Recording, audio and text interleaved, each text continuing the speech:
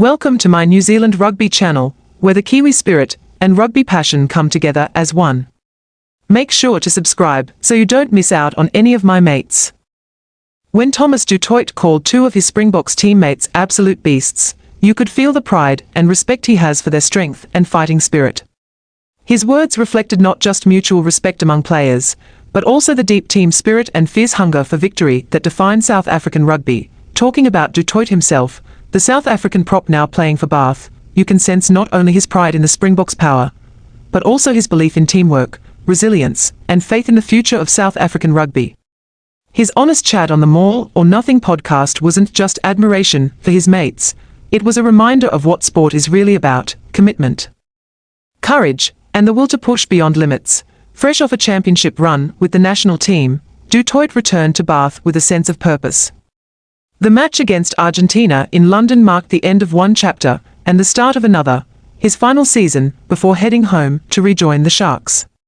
It's a move that shows not only career planning, but also loyalty to his roots, as he sets his sights on helping the Springboks chase a third straight Rugby World Cup title in 2027.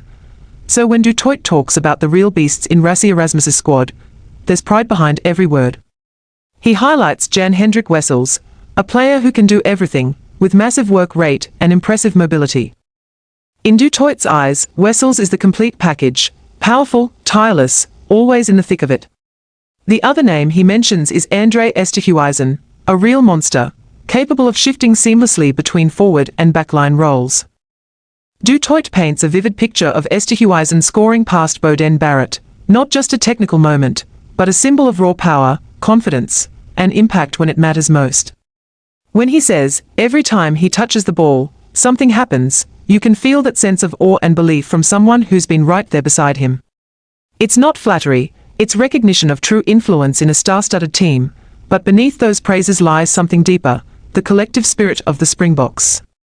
For du Toit, real strength doesn't come from individuals alone, but from connection, from that near-perfect understanding across the park. When he recalls the 43-10 win over the All Blacks, South Africa's eternal rivals, you can almost hear the mix of pride and disbelief in his voice. He remembers sitting on the sideline, watching the final minutes, as the team played almost perfectly. That moment of wonder, when everything just clicks, is what every player and coach dreams of. Strategy, fitness, and spirit blending into one unstoppable flow. Du Toit calls it perfect synergy, and that's what separates great teams from legendary ones. What really stands out is how du Toit sees that victory not as luck, but as the result of solid groundwork and relentless effort. He says, the forwards lay the platform, and the backs finish it off.